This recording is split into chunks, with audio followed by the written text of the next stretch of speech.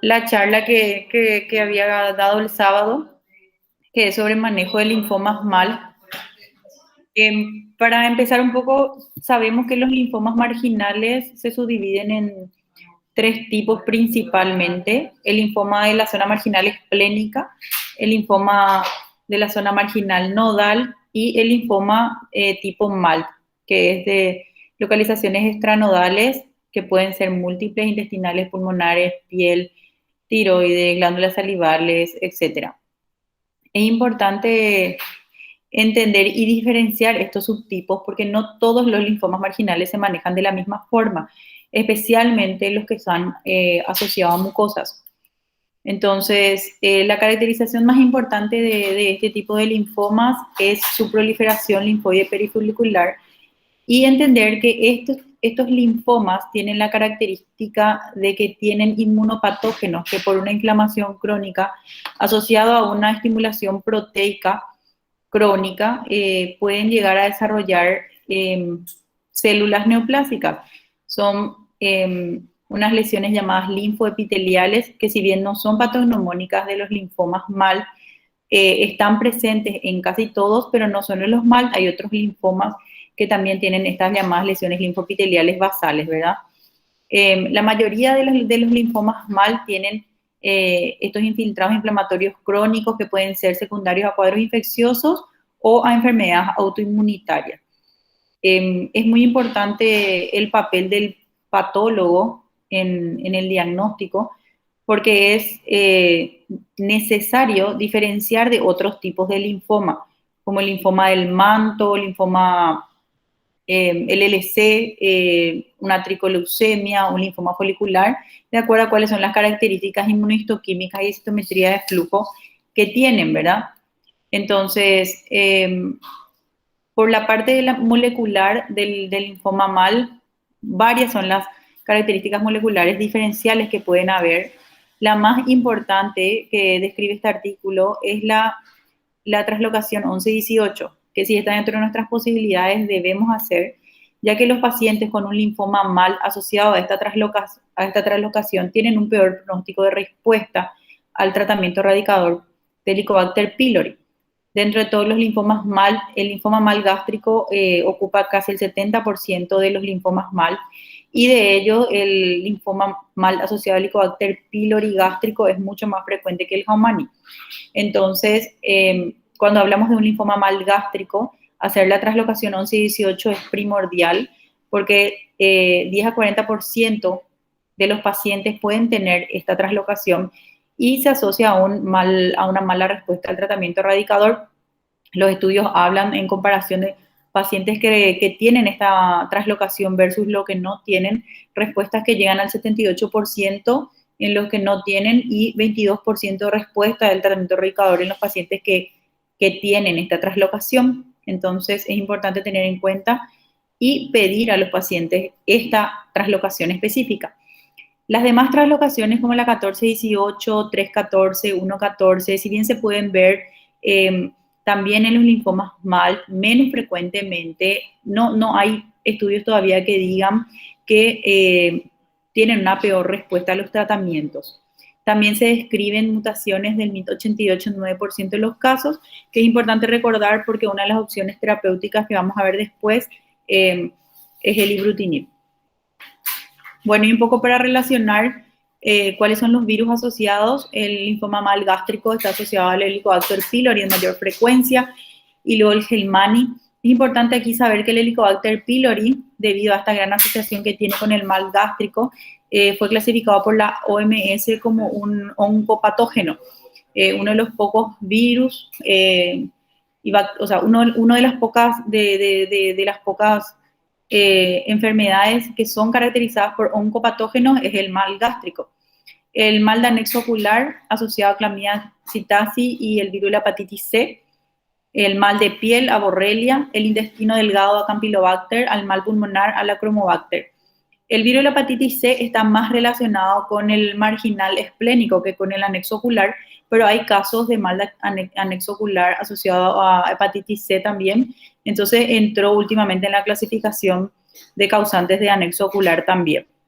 Con respecto a las enfermedades autoinmunitarias, el mal de glándulas salivales o pulmón puede asociarse al síndrome de Sjögren, el mal de tiroides en pacientes con tiroiditis Hashimoto y el mal pulmonar en neumonitis intersticial linfoide. La edad promedio de desarrollo de este tipo de linfomas es 60 a 65 años. No hay una predilección por el sexo, excepto en el mal de glándulas salivales, que está asociado más en mujeres. El 70-80% de los casos son localizados al debut. Es muy raro tener cuadros de mal diseminados. Y el 60% de los mal son linfomas mal gástricos. Estos casos en general no tienen síntomas B, no tienen afectación en sangre periférica, lo que sí es que pueden tener una restricción del componente monoclonal. Para hacer la clasificación clínico-patológica de estos linfomas es importante diferenciar si vamos a hablar de un mal gástrico o un no gástrico. ¿Y por qué es importante esto? Porque los pacientes que tienen un linfoma mal gástrico deben tener biopsias múltiples y estas biopsias deben ser en áreas donde se observan tumoraciones y lesiones y donde no hay el área de mapeo libre o mapeo blanco, se le llama en endoscopía. También tenemos que tener la ecoendoscopía, que lo que va a medir es la afectación que tiene la pared del estómago con respecto a los riesgos de perforación que puede haber con estos linfomas. También una tomografía, la colonoscopía solamente si es que hay algún tipo de duda, no es mandatorio en el mal gástrico. Se debe evaluar otras zonas de aparición de linfomas mal, hacer imágenes de las glándulas, anexos oculares, etc. Y la biopsia de médula ósea en el linfoma mal gástrico no es mandatoria, solamente cuando vamos a llevar a un paciente a quimioterapia. En los linfomas no gástricos, a diferencia del gástrico, la colonoscopía es la diferencia más importante, que es mandatorio realizar. La biopsia de médula ósea no es mandatorio nuevamente realizar. Y recordar importante que el PET-scan no se utiliza de rutina en la práctica clínica para la estadificación de un linfoma mal por la avidez baja que tiene al FDG. Hacemos PET-scan cuando tenemos sospecha de una transformación a otro tipo de linfoma. Este artículo, que es el artículo de la doctora Catherine Tiblemont, que es el que nos permite clasificar en los riesgos que tienen los linfomas mal. Hay un grupo que es el Grupo Internacional de Linfomas Extranodales, que hizo una reunión en el 2019 y creó esta clasificación de los factores mal-IPI, que tienen en cuenta solamente 3 parámetros, que son la edad mayor a 70 años, Ann Arbor estadio 3-4 y la LDH elevada. Es importante recordar, que seguro saben, ¿verdad? Pero que la estadificación del linfoma mal no es el Ann Arbor común que nosotros usamos en el resto de los linfomas, sino usa el TMN de Ann Arbor para linfomas mal. Entonces, se tienen en cuenta estos 3 parámetros. Los pacientes de riesgo bajo tienen un 70% de respuesta a los 10 años, los riesgos intermedios 59%, y los riesgos altos que tienen mayor a 2 puntos, 25%, pero siempre hablando, no estamos hablando de mortalidad, estamos hablando de refractariedad a la primera línea. Con respecto al tratamiento, el tratamiento inicial en cualquier tipo de linfoma mal siempre es el tratamiento erradicador, independientemente de que nosotros podamos aislar o no el germen. En el linfoma mal gástrico existen múltiples terapias. La triple terapia es la más utilizada en Latinoamérica, pero actualmente en Europa y en Estados Unidos ya se usa la terapia cuádruple por la cantidad de refractariedad, tratamiento antibiótico. Entonces, la más utilizada es la cuádruple concomitante sin bismuto, que lleva omeprazol 20 miligramos cada 12, claritro de 500 cada 12, amoxi 1 gramo cada 12 y metronidazol de 500 cada 12 por 14 días. Esa es la más estandarizada. Y también está la que es con bismuto, que se puede usar en los refractarios a estos casos y las demás terapias que nosotros ya conocemos. El tratamiento de erradicación del Helicobacter pylori puede lograr respuestas completas del 60-90% en los pacientes y depende mucho de los factores que son la profundidad de la infiltración de pared gástrica, que vamos a poder ver mediante econdoscopía, y la presencia de la mutación en la translocación 11-18. Estas respuestas se pueden constatar con una media de 2 a 6 meses y esto es muy importante entender porque estas respuestas no deben ser valoradas al terminar la terapia erradicadora, hacerle ya la endoscopía al paciente que esté persistente y pasarle ya a una segunda línea porque teóricamente no responde. Esto hay que dar tiempo. Hay pacientes que incluso pueden tardar 12 meses en tener una remisión después del tratamiento erradicador e incluso algunos artículos hablan de hasta 2 años de respuestas tardías. Entonces, si esto le puede quedar a los residentes, ya va a ser súper bueno que tengamos en cuenta que nosotros al hacer el tratamiento erradicador no debemos realizar la evaluación de respuesta de forma temprana. Entonces, en los malgástricos, en los que no se puede demostrar la infección por Helicobacter pylori, ¿qué quiere decir esto? Pacientes que uno le hace la endoscopía, le sale que es un mal gástrico, pero Helicobacter pylori negativo. Entonces, no es que estos pacientes, como son Helicobacter pylori negativo, nosotros ya le hacemos quimioterapia. Se le hace igual tratamiento erradicador de Helicobacter pylori. Hay varios pacientes que son súper aleatorios el número que puede ir de 0% a 83% de respuestas que se pueden lograr con el tratamiento erradicador en estos pacientes que tenemos el pylori negativo. Entonces, solamente si después de hacer el tratamiento erradicador, independientemente de que el Helicobacter pylori sea negativo, no logramos respuesta o tenemos un riesgo elevado de perforación, ahí vamos al tratamiento de radioterapia, que es la elección, o inmunoquimioterapia. Con respecto a la radioterapia, varios grupos están trabajando en la estandarización del número de radioterapia y actualmente el Grupo Español de Linfomas sacó un nuevo manual del 2021 donde se estandariza 24 Gray como la terapia de dosis adecuada para el tratamiento de los linfomas MAL sin comprometer el control local del tumor a largo plazo. Y esto es muy importante entender que esta radioterapia local nos permite que en próximas recaídas de estos pacientes dejemos la inmunoquimioterapia. Esta radioterapia se hace en Paraguay. Cuando yo empecé a ver todos los estudios con respecto a esto, lo primero que hice fue llamarle a los radioterapeutas que trabajan con nosotros y 2 de ellos que están acá en IPS tienen experiencia haciendo radioterapia a estas dosis en estómago, sin mucha complicación de perforación, sin, más bien lo que me refirieron que se ve mucho en este tratamiento es mucho vómito, entonces se le hace corticoides y una centrona horaria a los pacientes, pero es una terapia muy bien tolerada y como muestra este estudio de tratamiento de radioterapia, este estudio tenía 108 pacientes, de los cuales 85 fue tratado con radioterapia local y 84 pacientes de los 85 pacientes logró respuesta completa. Entonces se asocia a una excelente respuesta al tratamiento. También es importante entender que los extragástricos también podemos hacer radioterapia local como tratamiento porque eso permite preservar el órgano y también tiene un control excelente de la enfermedad. Solo que hay casos y casos que hay que ir determinando de acuerdo a cuál es la localización del extragástrico, a ver si en ese lugar es o no es conveniente la radioterapia y eso ya depende de la experiencia de cada centro con sus radioterapeutas.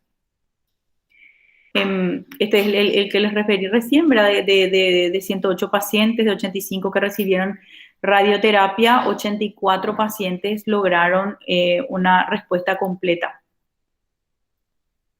Este grupo, que es el Grupo Internacional de Estudio de Linfomas Extranodales, presentó como primeras terapias el uso de clorambucilo en monoterapia versus clorambucilo con rituximab versus rituximab monoterapia. Entonces, este artículo que tiene un número bastante bueno de pacientes con un N bastante razonable, como pueden ver acá en el gráfico, más de 300 pacientes que fueron estudiados, se pudo ver que tanto el clorambucilo en monoterapia como el rituximab monoterapia tienen una respuesta promedio igual que se potencia a más del 50% cuando es usado en combinación. Entonces, luego de este estudio se asume la mejoría de respuestas en la asociación de rituximab clorambucilo en los pacientes con un linfoma MAL que llegan a requerir inmunoquimioterapia.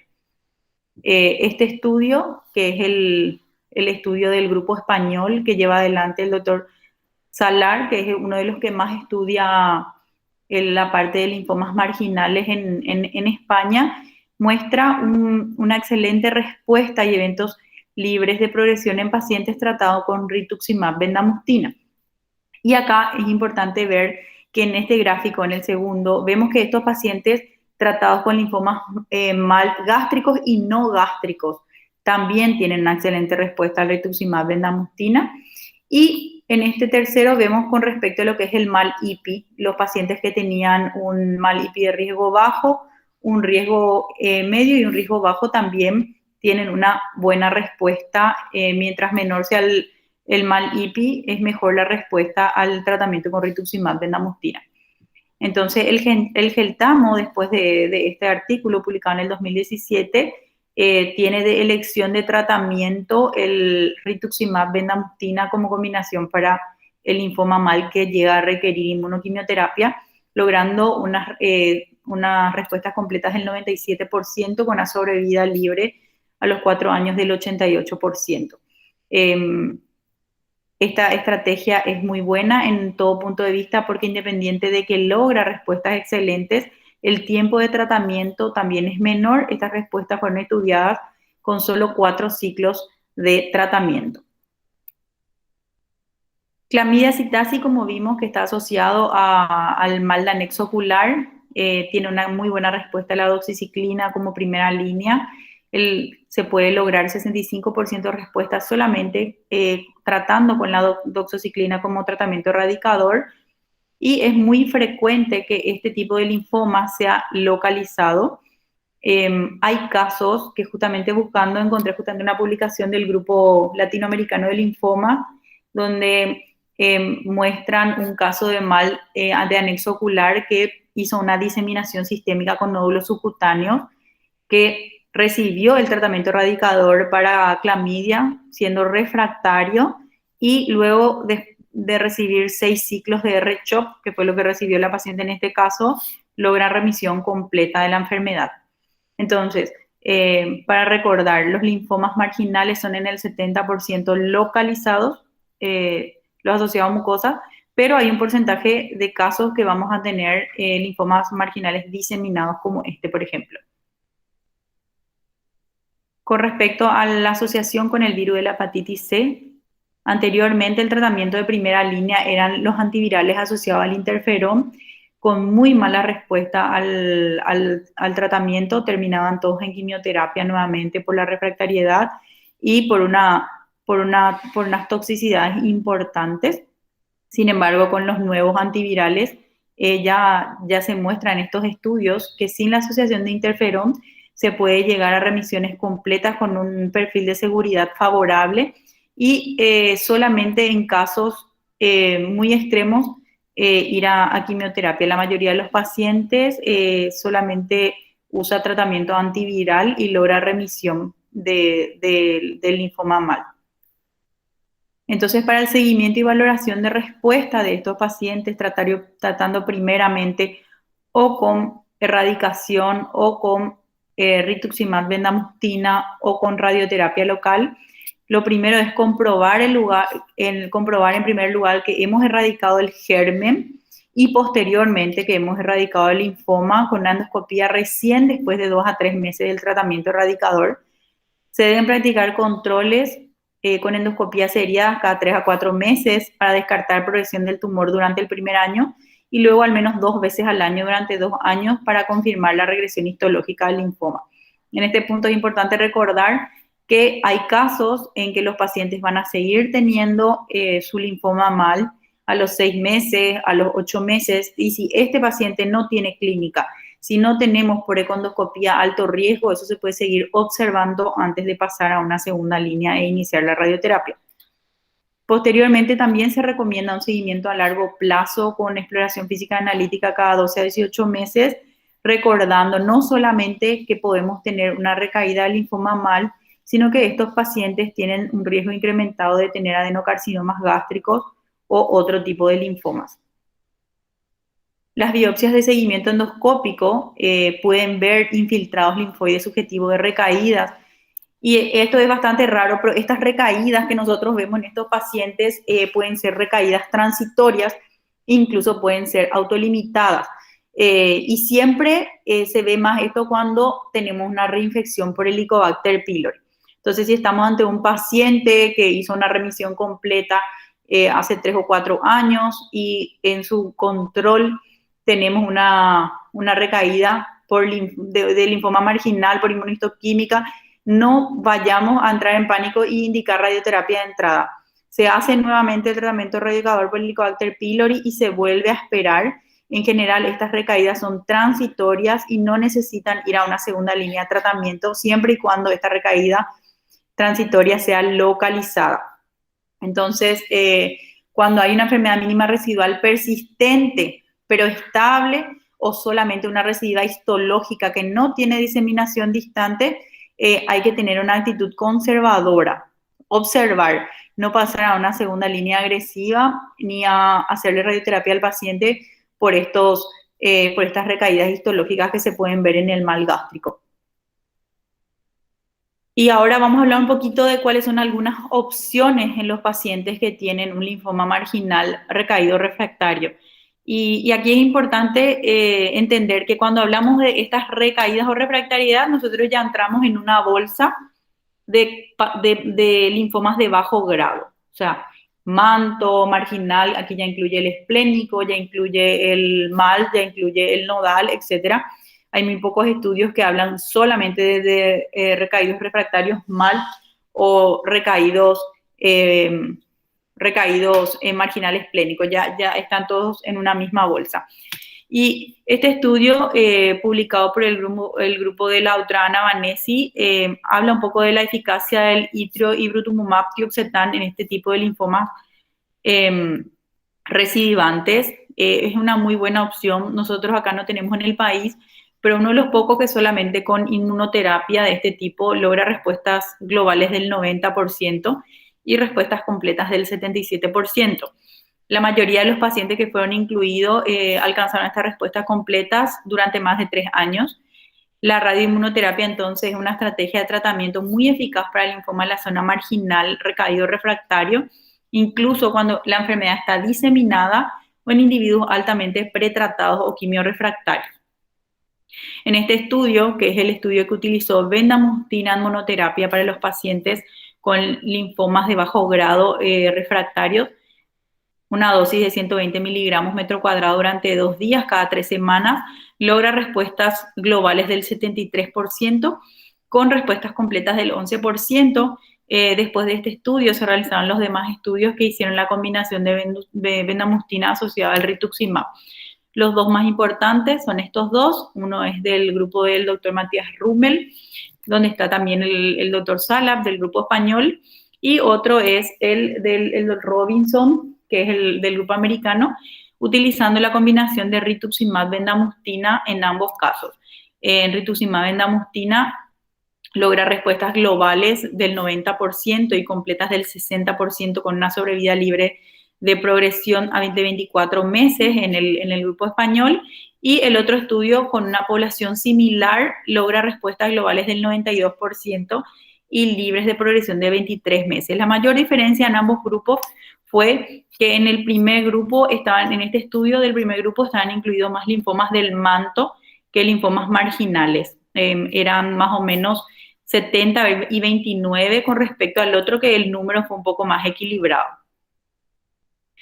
Este estudio del doctor Rummel, que combina bendamustina con rituximab versus fludarabina rituximab, comparando ambos tratamientos, nos muestra que con la combinación rituximab-bendamustina podemos lograr sobrevidas libres de progresión de 34.2 versus 11.7 en la mediana de seguimiento en 96 meses. Aparte de que logra una sobrevida libre de progresión mucho mayor, las toxicidades vistas en ambas líneas de tratamiento favorecen el uso de rituximab-bendamustina sobre Fludara rituximab.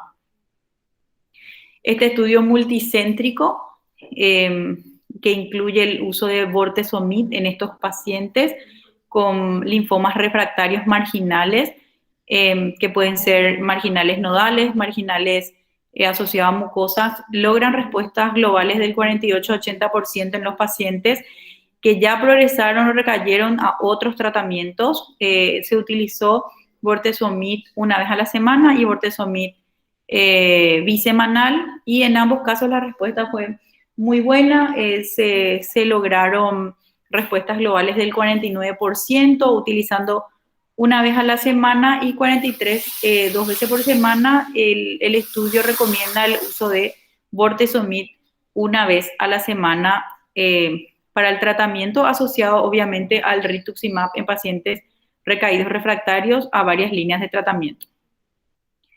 Este otro estudio que nos da la opción de tratamiento con lenalidomida asociada al rituximab, este es monoterapia, después vamos a ver el otro que es con rituximab, en el linfoma mal gástrico, muestra un perfil de seguridad bastante favorable.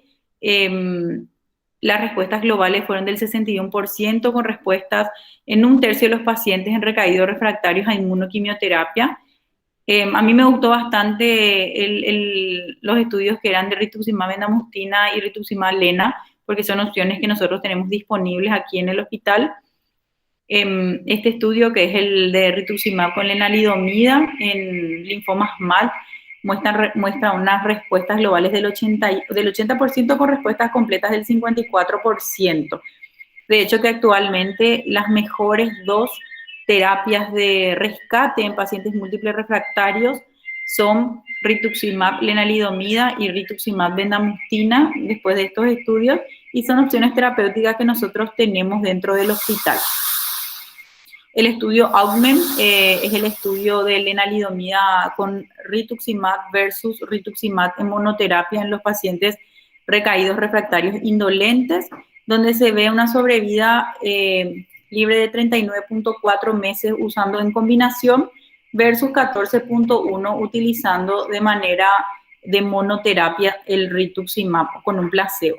Entonces, este estudio es un estudio bastante bueno, donde hubo 295 pacientes con linfoma folicular y 63 pacientes con linfomas marginales, logrando respuestas bastante buenas, una sobrevida global mejorada bastante en los foliculares y no tanto en los marginales, pero porque el grupo de pacientes con marginal que estaba en este grupo, como ven al inicio, eran 295 versus 63.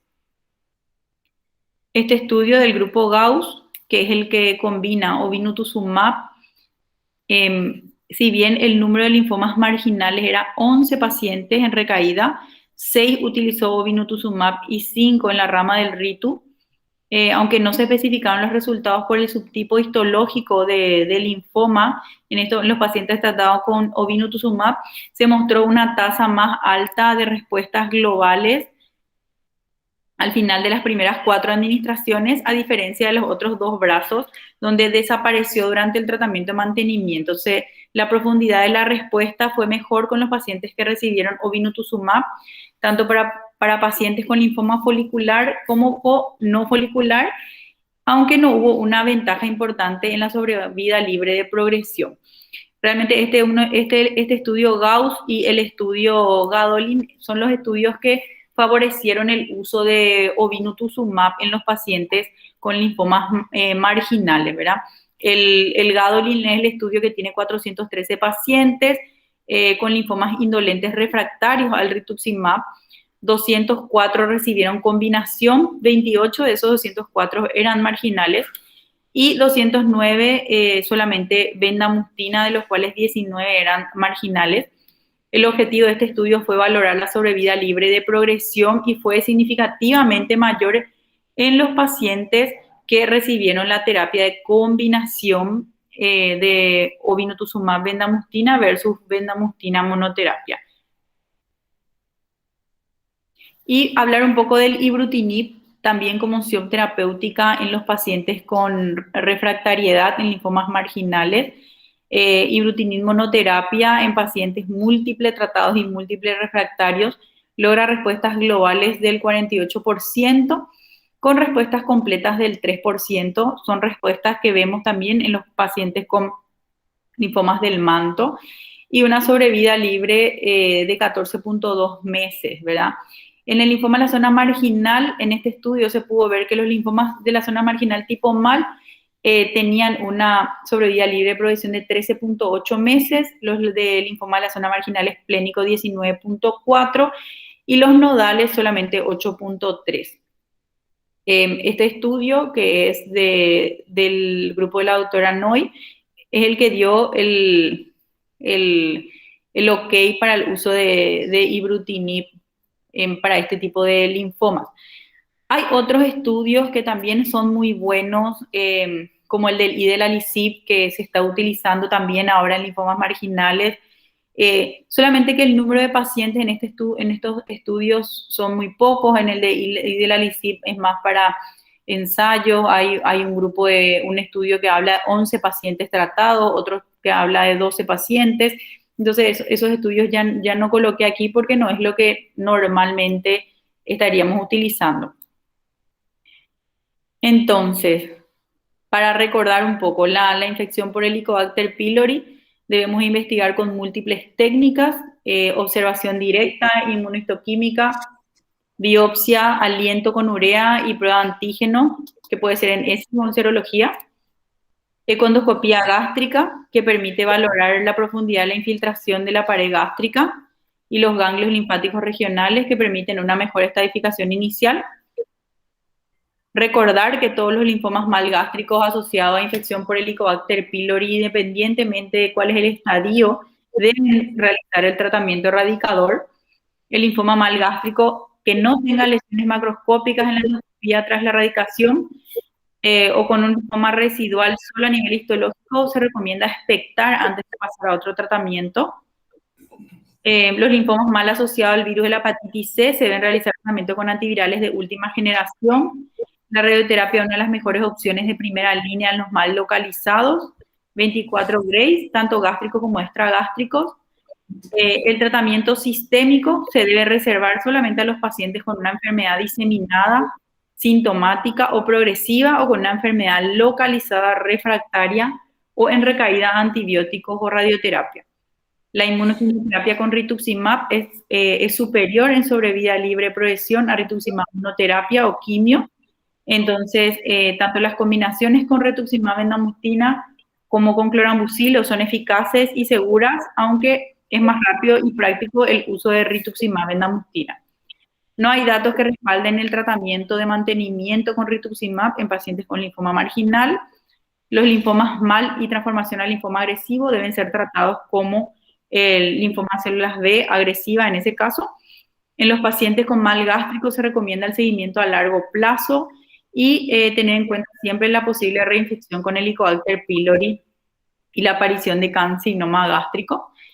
En los mal extragástricos también hay que realizar seguimiento a largo plazo tras constatar la regresión, y depende de la localización primaria del tumor, el tratamiento realizado. Hay que ver con qué se va a seguir ese paciente, ¿verdad? Bueno, muchísimas gracias por la atención y quedo atenta si es que tienes alguna pregunta. Bueno,